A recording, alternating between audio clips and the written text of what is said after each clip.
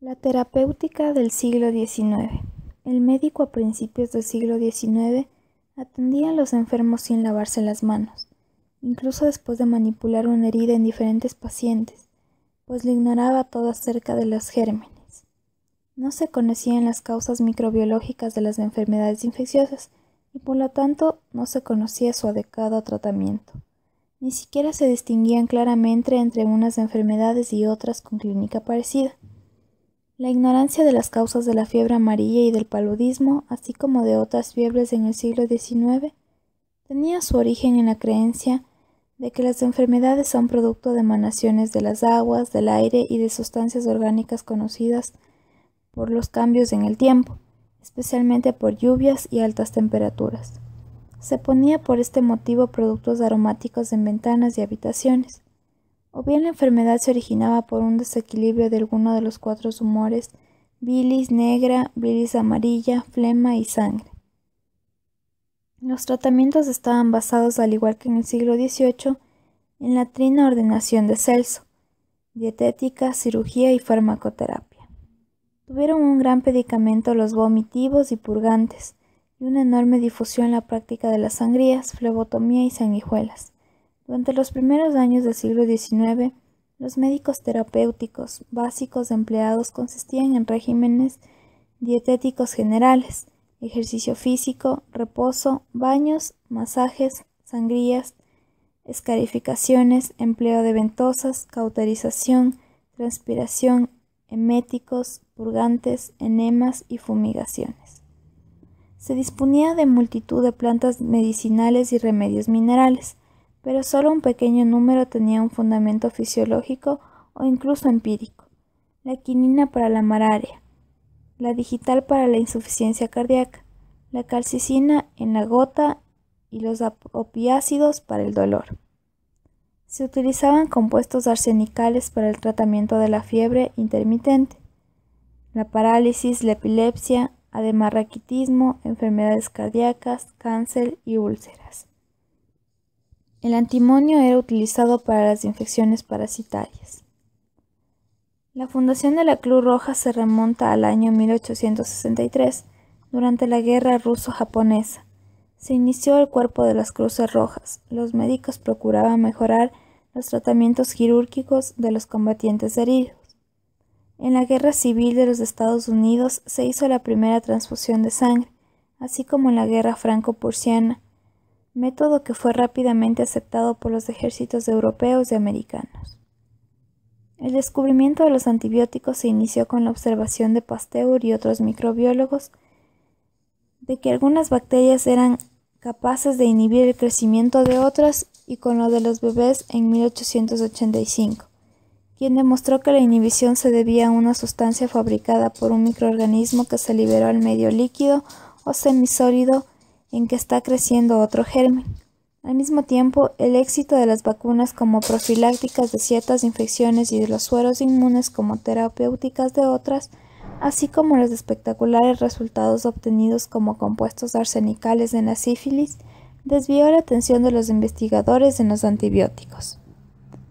El progreso de la medicina científica del siglo XIX por la introducción del sistema evolutivo de la morfología fisiológica y biológica, de donde salieron las ciencias de la patología celular, la bacteriología y la parasitología, que llevan a nuevos métodos de diagnóstico y nuevo método de tratamiento, como las vacunas, los sueros, etc., a los que se suma la asepsia de Pasteur, Semmelweis y Lister.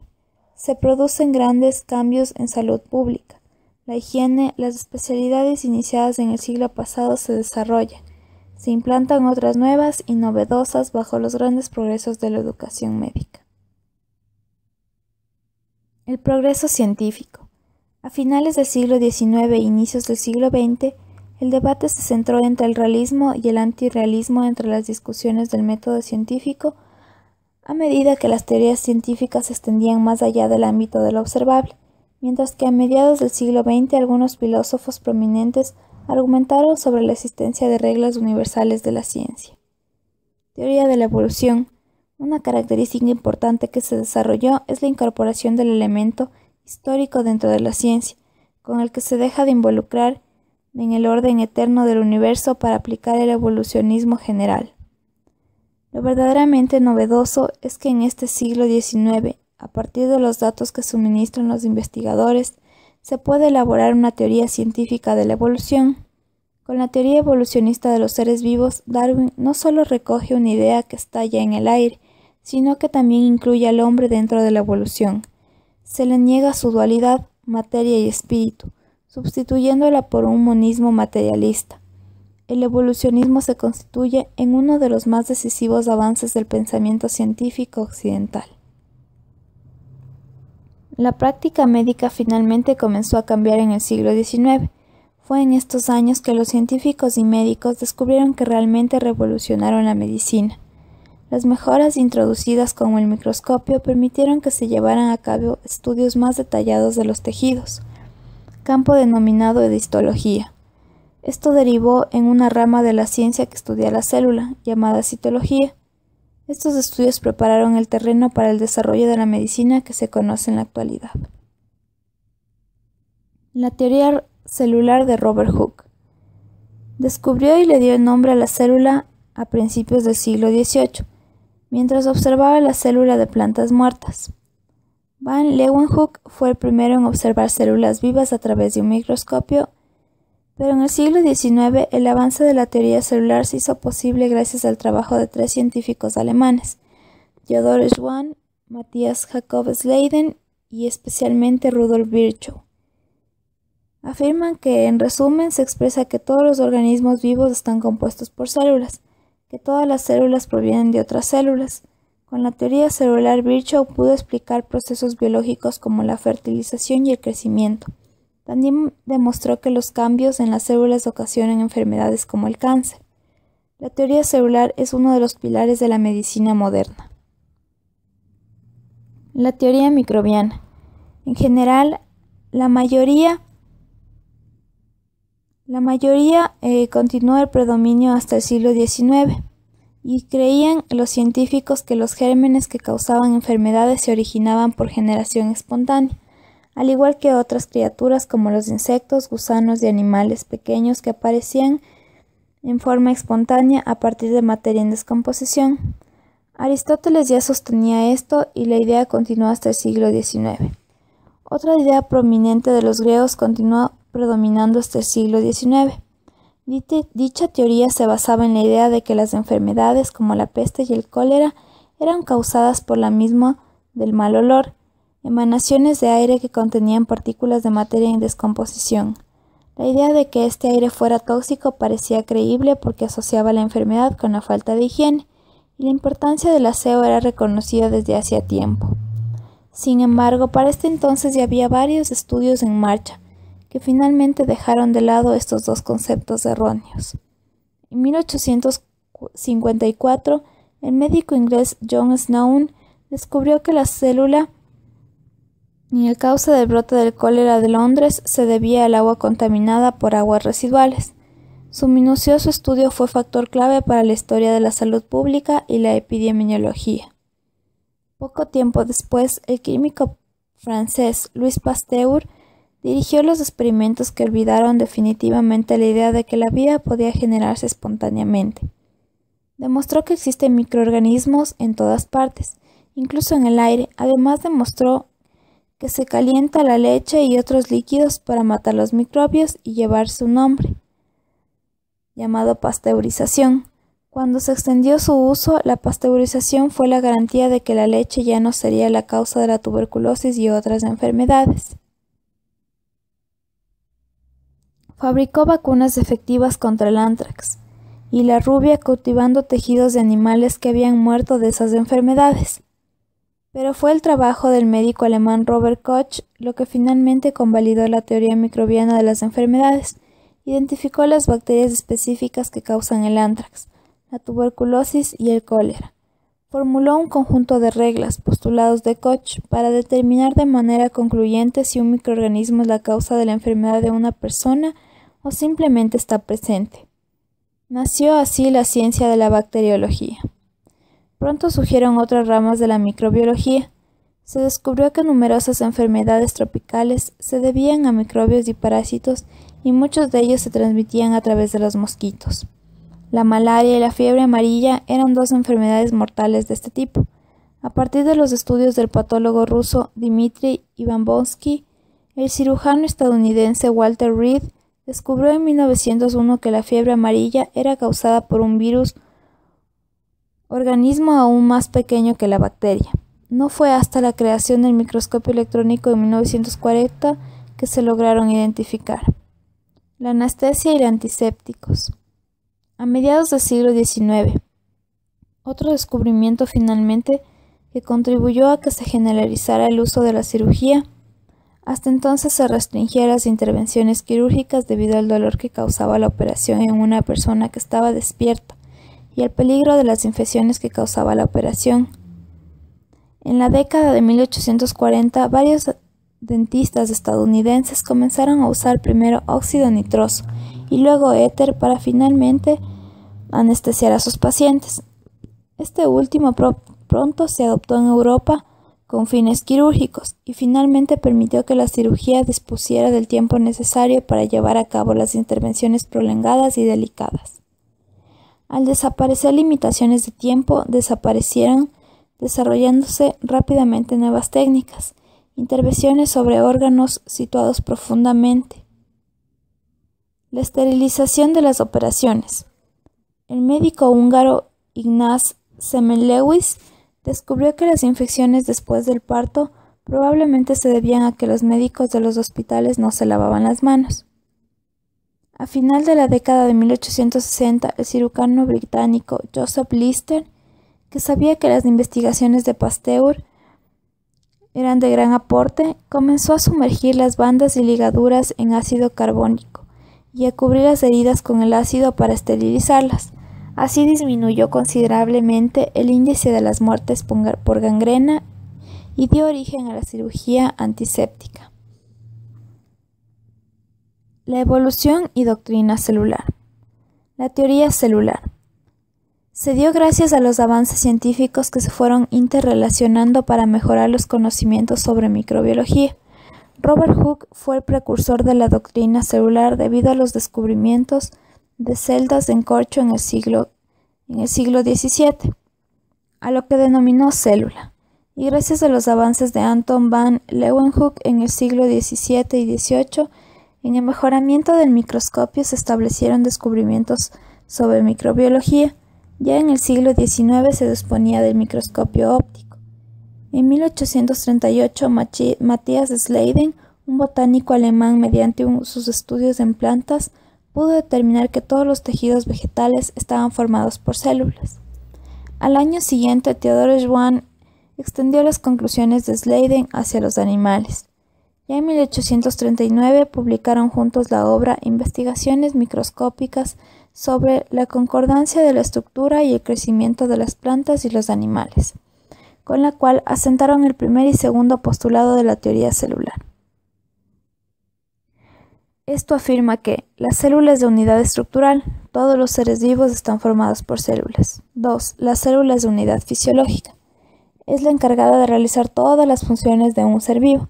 Finalmente, en 1858, Rudolf Virchow, al hacer estudios en células humanas enfermas, observó que todas las células nuevas provenían de otras, es decir, el principio de origen, lo que corresponde al tercer postulado de la teoría celular. La célula es la unidad de origen. Toda célula proviene de otra célula preexistente y semejante a ella. Por lo tanto, la doctrina celular es una parte fundamental en la biología, que explica la constitución de los seres vivos sobre bases de células, y el papel fundamental que éstas tienen en la constitución de la vida y en la descripción de los principios característicos de los seres vivos. La evolución. Los evolucionistas aseguran que la vida como la conocemos es el resultado de un proceso de miles de millones de años que sigue en movimiento hoy en día.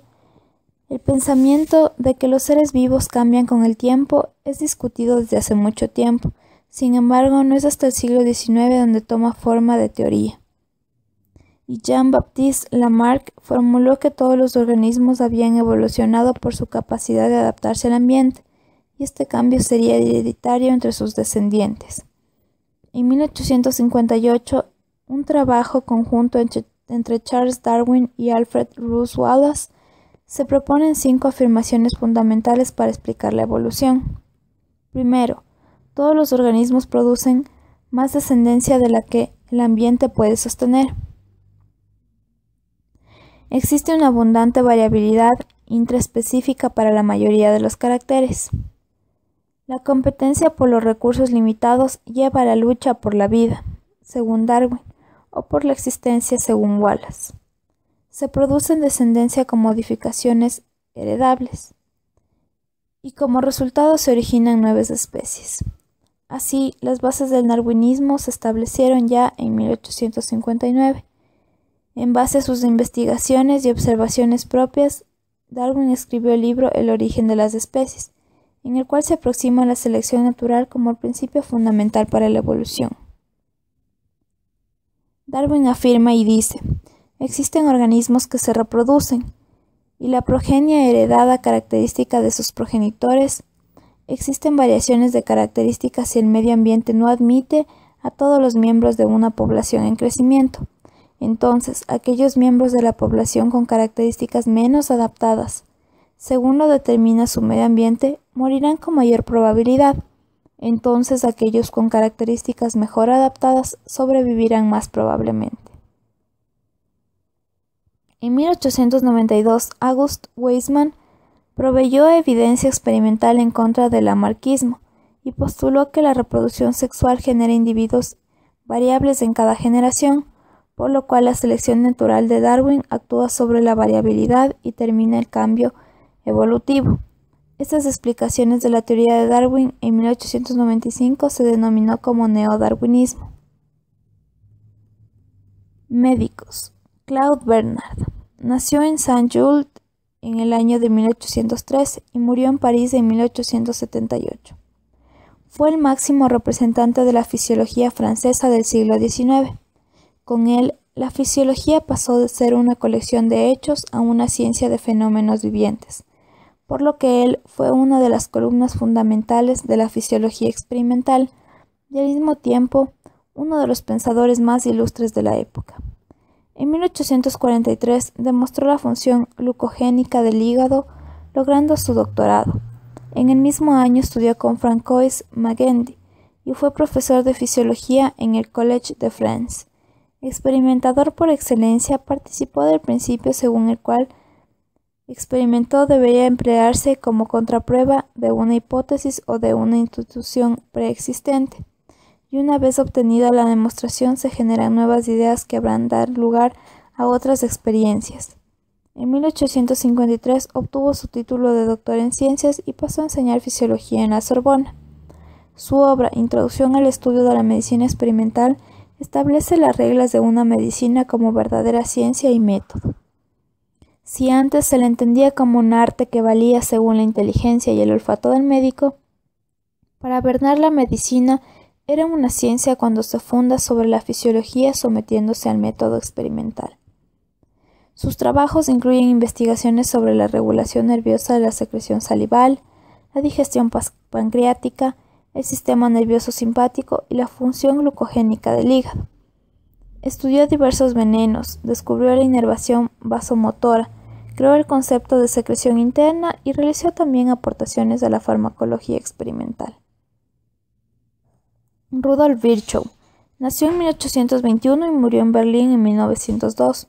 Fue un médico y político alemán considerado un gran investigador y patólogo.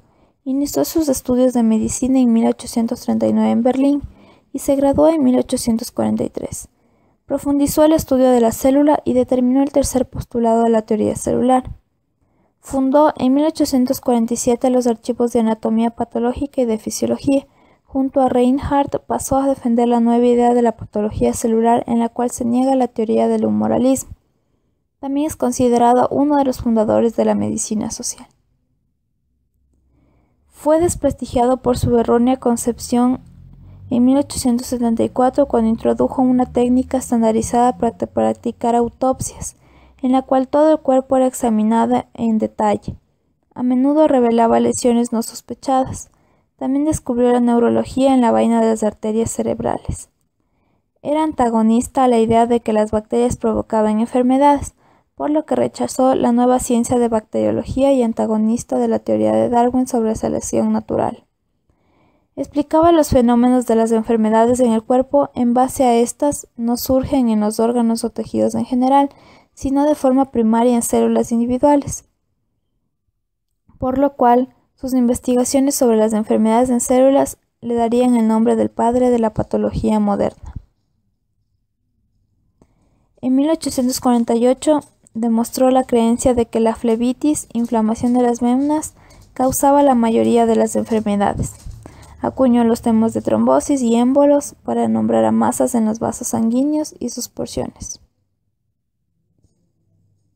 Jean-Martin Charcot nace en París en 1825 y muere en Morvan en 1893. Fue un neurólogo y profesor de anatomía patológica francés. Es el precursor de la físico-patología. Trabajó en la Salpêtrière de París, que fue una de las instituciones médicas pioneras en el tratamiento científico de la enfermedad mental, en donde encontró más de 50.000 enfermos mentales sin tratamiento alguno y en donde su profesor Sigmund Freud insistió en la educación en medicina en la Universidad de París en 1853 y fue uno de los pioneros en la aplicación de la técnica como la hipnosis en el tratamiento de afecciones psiquiátricas. Entre sus estudios sobre las enfermedades mentales, cabe destacar su análisis en la histeria, de la que develó su origen tanto psicológico como neurológico. Consiguió definir con precisión todos sus síntomas y describió entre el caso normal de histeria a lo que denominó crisis general de la histeria, actualmente conocida como esquizofrenia paranoide. En el campo de la neuropatología, Charcot fue el primero en dilucidar el origen de la sintomatología de enfermedades como esclerosis lateral amiotrófica, la enfermedad de Charcot, la esclerosis múltiple, el proceso de desintegración de ligamentos provocado por la ataxia locomotora, la hemorragia cerebral y su relación con los aneurismas miliares, entre otras aportaciones. Joseph Škoda nace en la República Checa en 1805 y muere en Austria en 1881. Fue un médico y profesor fundador, junto a Karl von Ratichansky, de la Escuela Moderna de Medicina de Viena. Fue el principal exponente del nihilismo terapéutico, que es una corriente médica que propugnaba abstenerse de cualquier intervención terapéutica, dejando que el cuerpo se recuperara solo, mediante la aplicación de dietas y un mejor estilo de vida. Fue un notable dermatólogo y clínico. Ingresó a la Universidad de Viena en 1825. En 1831 sostiene sus títulos de doctorado en medicina y comienza su carrera profesional durante la epidemia de cólera de 32 hasta 1838. Trabajó como médico asistente en el Hospital General de Viena. En 1836 rescata la famosa técnica de persecución que había sido inventada por el vienés Auenburger en 1761 y también reinventada por el francés Corvisant en 1808. Škoda describe objetivamente los signos físicos y el diagnóstico y tratamiento de enfermedades en general psíquicas. El mérito más reconocido de Škoda, por lo tanto, es el desarrollo de diversos métodos de diagnóstico físico. En 1836 publicó su primera obra sobre la persecución, la cual no atrajo la atención de sus colegas por la incomodidad que generaba la técnica diagnóstica. A partir de ellas publicó obras sobre el diagnóstico y tratamiento de enfermedades en las células, en las que podemos nombrar sobre el tifus abdominal y su tratamiento con alumen, sobre la pericarditis en anatomía patológica y diagnósticos relacionados, o sobre el diagnóstico de los defectos de las válvulas cardíacas. En 1841 creó el Departamento de Enfermedades de la Piel, lo que suponía el impulso definitivo para la organización de la dermatología. Louis Pasteur nació en Dole, Francia, en 1822 y murió en 1895. Fue un químico y bacteriólogo cuyos descubrimientos tuvieron gran importancia tanto en la química como en la microbiología. Por ejemplo, la técnica de pasteurización. Estudió en la Escuela Superior de París, en el que había ingresado en 1843 y se doctoró en ciencias en 1847. Las contribuciones de Pasteur a la ciencia fueron numerosas, y se iniciaron con el descubrimiento de la isomería óptica en 1848, el cual se considera el trabajo que dio origen a la estequímica. Estudió también los procesos de fermentación y demostró que se deben a la presencia de microorganismos y que la eliminación de estos anula el fenómeno. Demostró el llamado efecto Pasteur, según el cual la levadura tiene la capacidad de reproducirse en ausencia de oxígeno. Demostró la existencia de gérmenes, con lo cual rebatió de manera definitiva la antigua teoría de la generación espontánea. Con la consecuencia de sus trabajos, anunció la llamada teoría germinal de las enfermedades, según la cual estas se deben a la penetración del cuerpo humano de microorganismos patógenos. Después de 1870 orientó su actividad al estudio de los enfermos contagiosos. Descubrió el desarrollo de una respuesta inmune en organismos afectados por bacterias debilitadas. Llamó a este proceso vacunación y usó este descubrimiento en práctica inoculando a ovejas con una vacuna de carbunco, demostrando su efectividad. La continuación de estas investigaciones le permitieron desarrollar la vacuna contra la rabia o hidrofia, cuyo virus combatió con una vacuna logrando mediante inoculaciones sucesivas en conejos, de las que obtenía extractos menos virulentos. Aunque la teoría microbiana fue muy controvertida en sus inicios, hoy en día es fundamental en la medicina moderna y la microbiología clínica.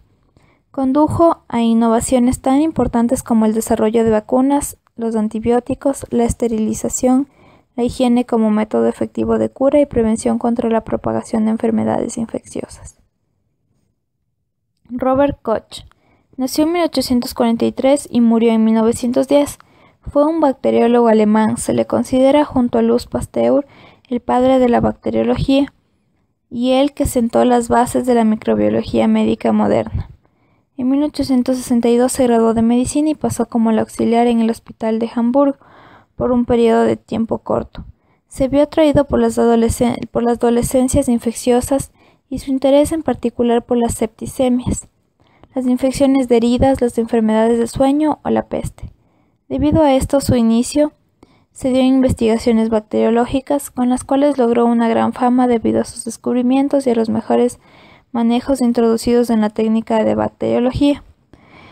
En el año de 1880 fue director del laboratorio bacteriológico del Departamento Imperial de Higiene de Berlín, en donde pudo dedicarse a sus investigaciones por completo, concentrándose sobre todo en la tuberculosis y en el cólera.